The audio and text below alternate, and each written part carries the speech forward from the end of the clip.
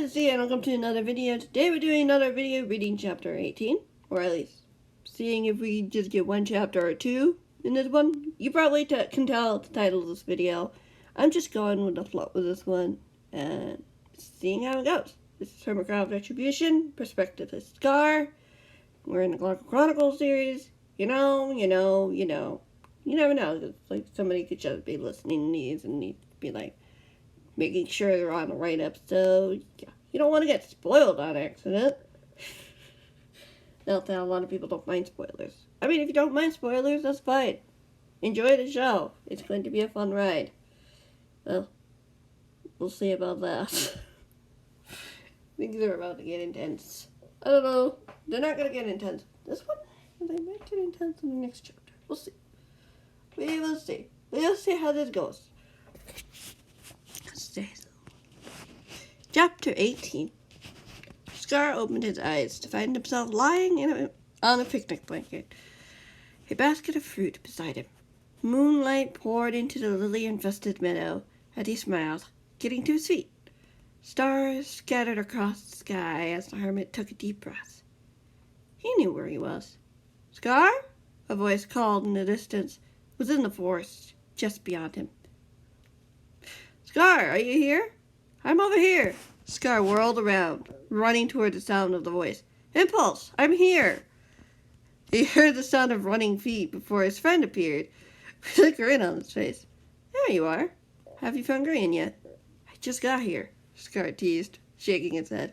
"Last time I found him, he was in a cave just over that way, I think." He pointed to the west, into the darkness of the trees. "It's not far." Impulse nodded, glancing around the area. "It feels strange being out here at night without monsters trying to get you.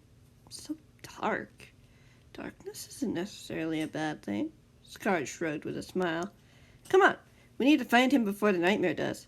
"What do you mean by before the nightmare does?" Impulse frowned as Scar broke out into a run.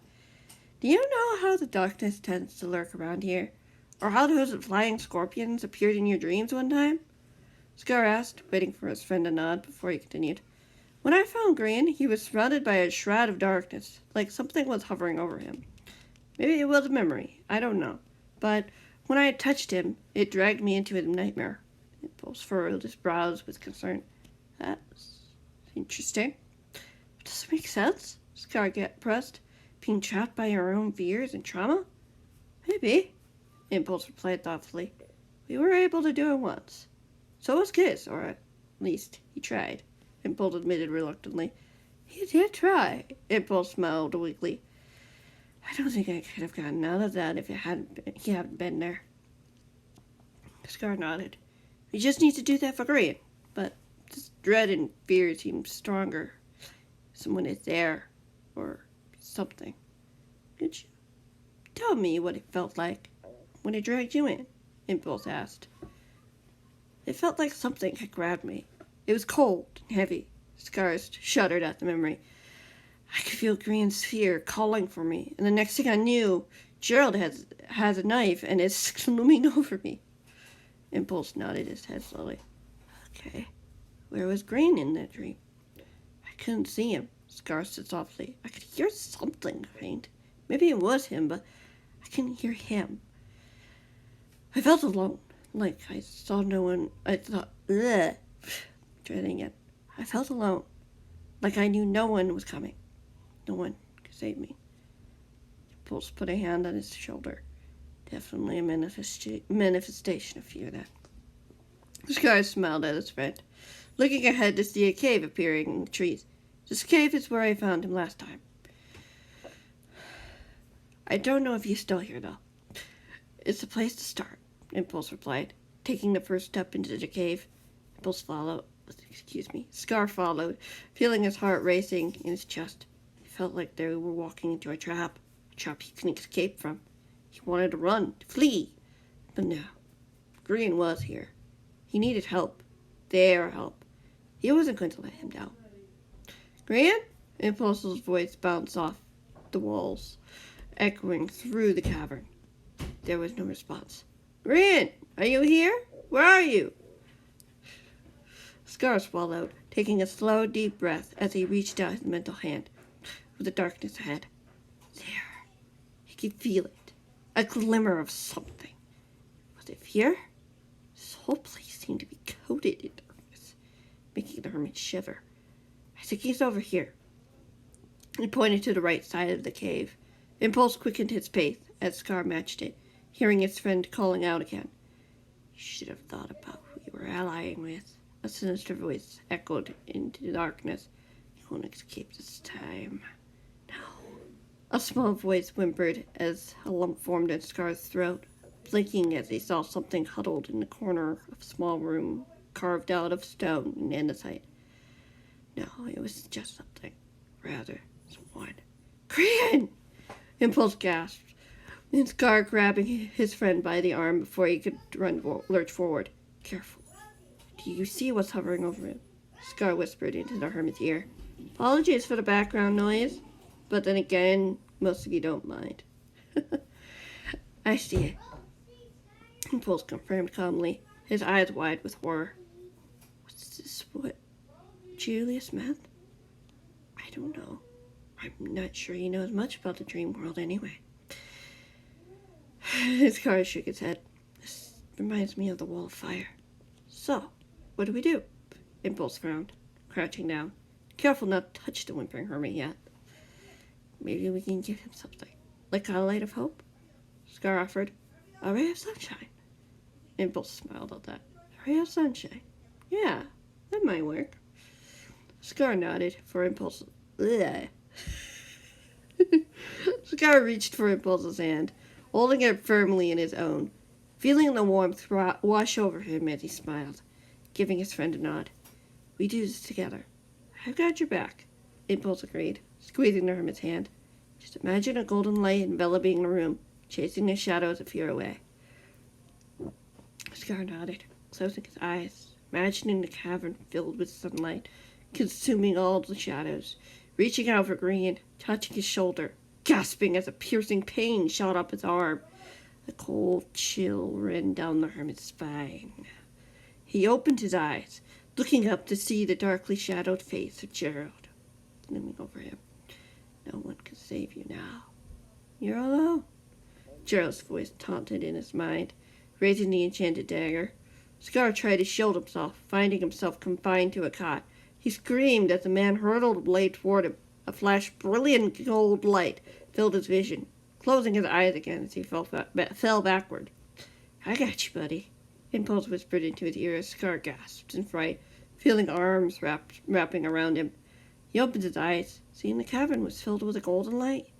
He couldn't see where the source was coming from, but it made him feel safe. You okay? Yeah, I think so. Scar tried to catch his breath, his heart pounding in his ears.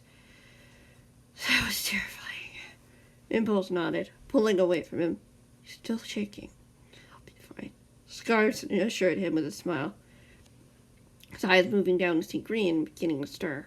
The shadow that had been hovering over him was gone. Green? Scar!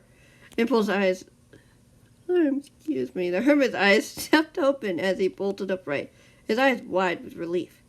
You're okay! Yeah, I'm doing all right, he giggled. Nightmares again? Mm-hmm. Green groaned, rubbing his face with his hand. Like everything was slipping through my fingers.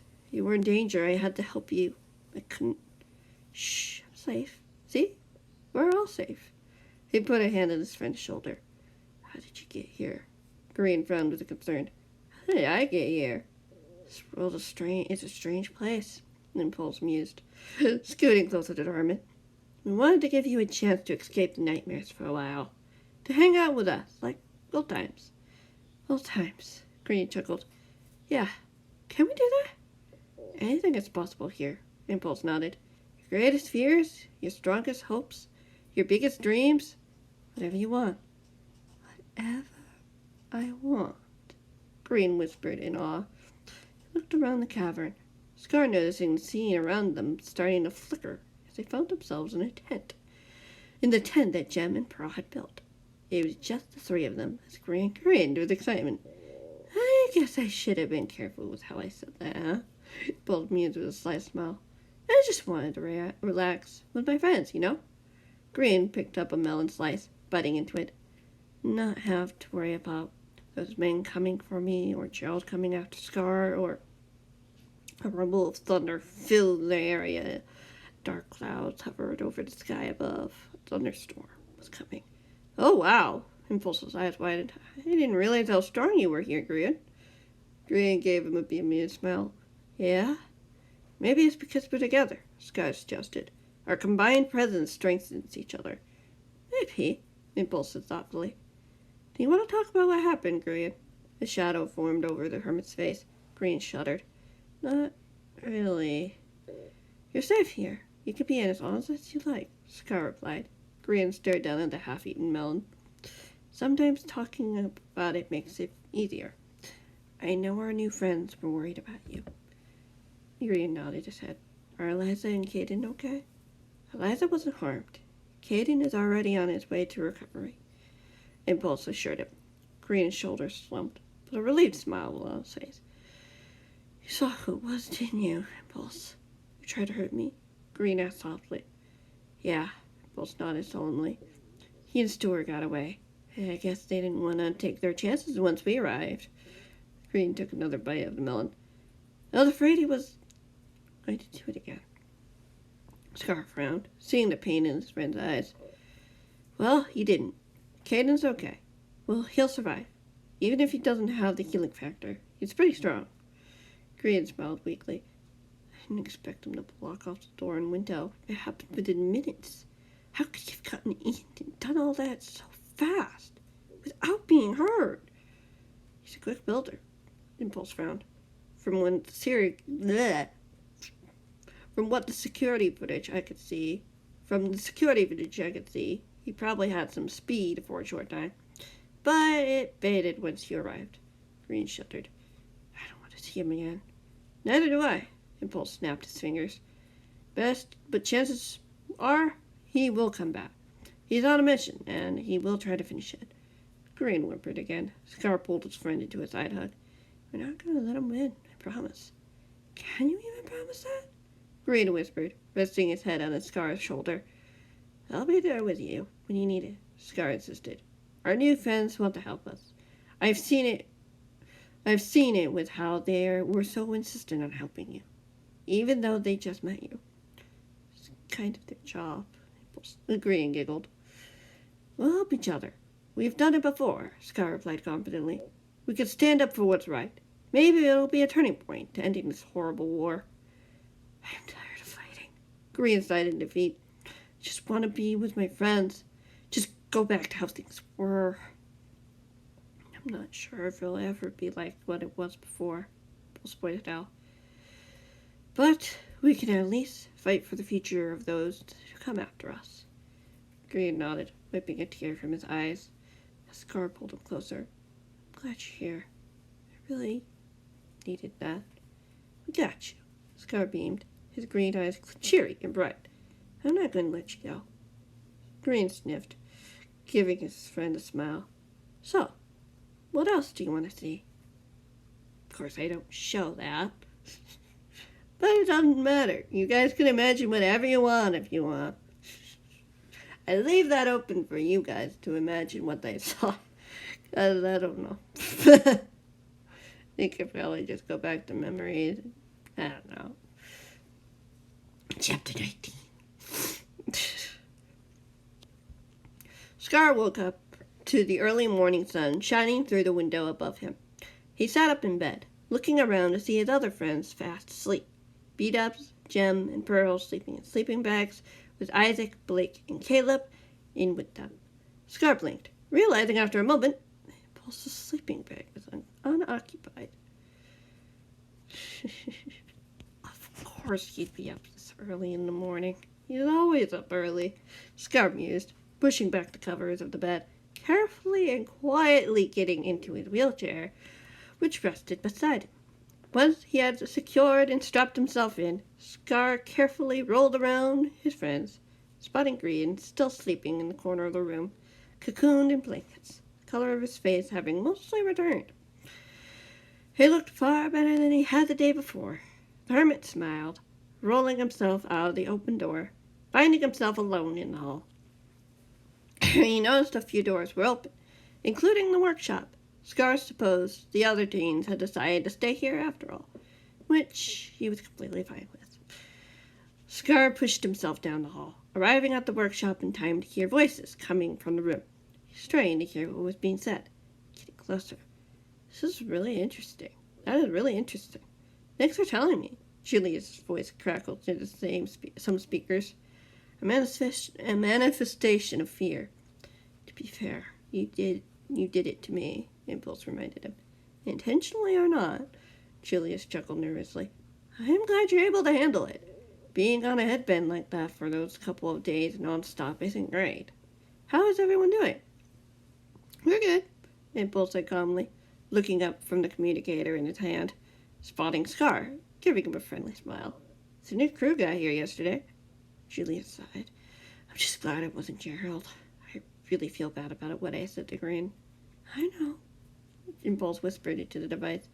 I'd rather know he's out there than find out when the floor gets ripped up from under me. Or him. Shit literally did. Right, of course. Julius agreed. There was a long moment of silence before the boy spoke again. I was able to narrow down my search significantly. For your mother? Impulse asked, his eyes brightening. That's good. How close do you think you are? I hope it's really close. Julius replied simply. Seems clear she was captured around the time Skid had been. What? Impulse gasped, his eyes widened. Are you sure? I've checked the records and talked with Rose about it, Julius replied. She's been helping Rose with assignments for years before I was born. She kept a secret from my father until I was about 5. She disappeared. Impulse breathed deeply. Scar quietly rolled into the room. And between that time, she was tasked in helping Skid. Not entirely sure, Juliet admitted. But based on my data, it feels connected. Why didn't Skid tell me? Impulse asked softly, more to himself than to anyone listening. Maybe he thought she escaped, Juliet pondered, or was preoccupied with other things like protecting you. Yeah, Impulse sighed. He could have thought she was fine. But how did he find her? That's the question. Julius nodded. He clearly knows she's in trouble. That's why he's haunting me. He hasn't told you? Impulse found. He's never spoken to me directly, Impulse. Julius reported. He just stares at me after those dreams, like he wants me to do something about it. Okay, Impulse nodded, looking over at Scar.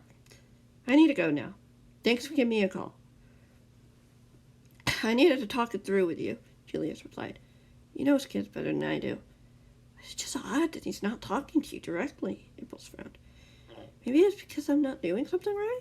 Julius asked. Stampin said Squid spoke to him in his mind. I don't know if my mind is strong enough to hear him.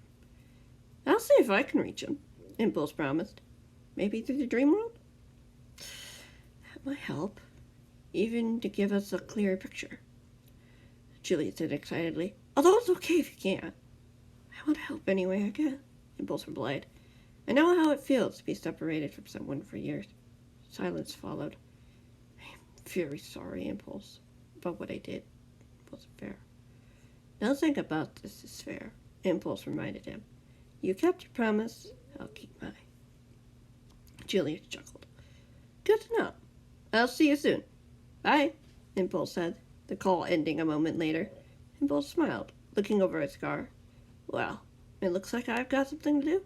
Scar shook his head in amusement. You really think it'll work? Impulse nodded. I felt Skid there before, in a dream world. His presence, whenever I felt alone or missed him. Sometimes he'd show himself by reminding me of a memory. You told Julius about this? Scar asked curiously. He wanted to know what I knew, Impulse replied, pocketing his communicator. Whenever those memories happened, I felt less alone. He was always there with me in those moments. Scar smiled sadly. I hope something comes of it then. Impulse returned the smile, opening his mouth to speak when he stopped himself, hearing footsteps. Scar turned, seeing the new recruits appearing at the door. Eliza smiled weakly. Is it too early to get started? Of course not, Scar reassured her. What are you doing up early, though? We always get up early, Luke said calmly. Sometimes even before the sun. That can't be healthy. Pulse chuckled. That's funny. We don't do it every day, Luke chuckled. Just whenever we have to for a lesson or something. Besides, when Eliza told us you were willing to help us practice, I could sleep. What is that? Scar smirked. You're literally one of the best marksmen we know, Josh grinned. You helped us in the fight. You shot Gerald out of the sky. You saw that? Both asked with surprise. No, but we heard about it, Luke said with excitement. That guy is very quick and tricky to hit. Even with debris, apparently. Eliza giggled. You're interrupting, are we? We can wait if you're busy. Oh, no, Scar said quickly, rolling toward the teens. Yeah, freshly made bows. Luke pulled out a bowl out of his pocket. Just crafted it. We'll need arrows, though. Don't you worry about that. Scar brushed aside, grinning at Impulse. You'll be good here? I will, Impulse nodded, touching his temple matter-of-factly. And here. Scar chuckled. See you later, then. Be careful, Impulse called back as Scar rolled out of the room. The hermit laughed, seeing the kids running ahead. It's a beautiful day for some target practice. There needs to be a perfect balance of speed and velocity, Scar explained, lifting his bow, knocked with an arrow at the target in front of him. Shoot before the enemy shoots you. He watched as the teens followed his lead. Scar fired an arrow, hitting the bullseye as he grinned. The other teens did the same, aimed at the targets. Not all bullseyes. Not bad, Luke nodded, pleased with himself. Takes time and practice, Scar encouraged, holding up his bow. Why, hello there, Rosie. Some enchants will help make your strike more powerful. Make your strike more powerful and deadly with a bigger punch. Wow, Josh nodded, his amber eyes sparkling with sunlight. In the sunlight. Is that what you did to Gerald? Luke asked eagerly.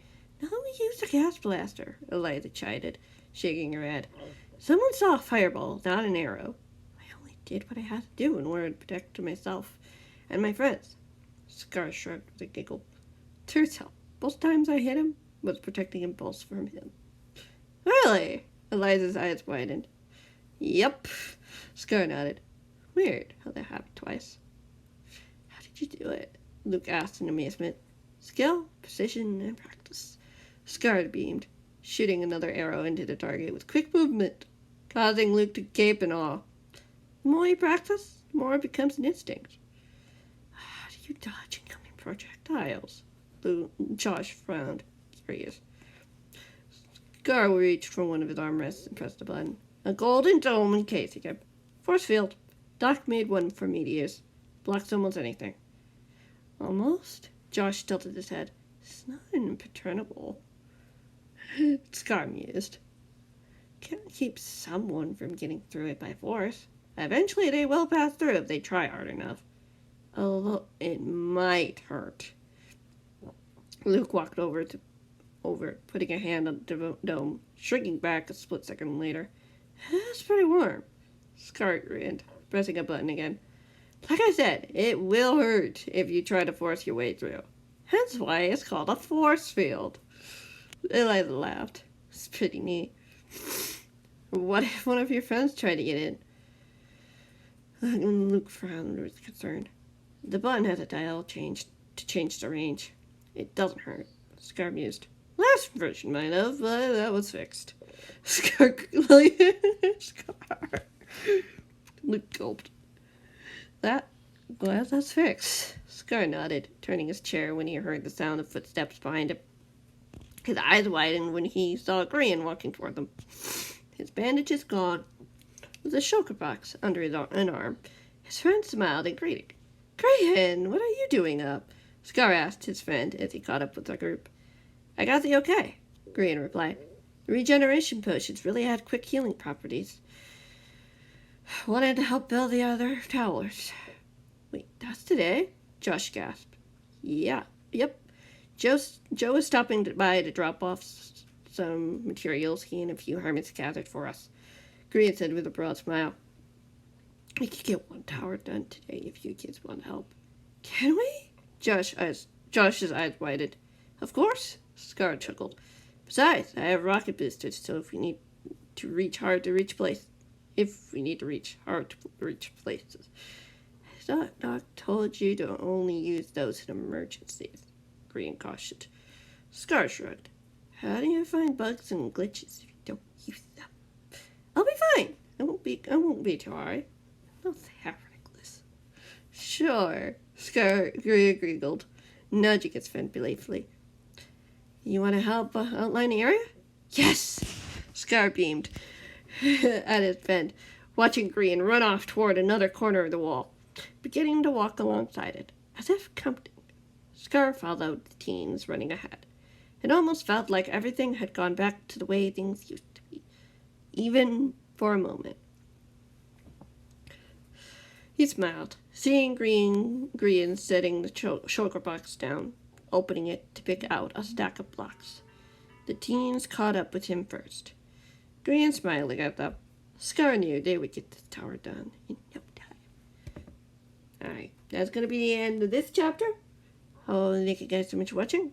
The next chapter will be interesting. It is the intense one that is coming that I didn't get to, but seeing as we're nearing 30 minutes, I do not want to go too much longer. Even though it's absolutely fine and it doesn't matter that much. But yeah. Anyway, thank you guys so much for watching, and I'll see you in the next one. Have a nice night, my peeps.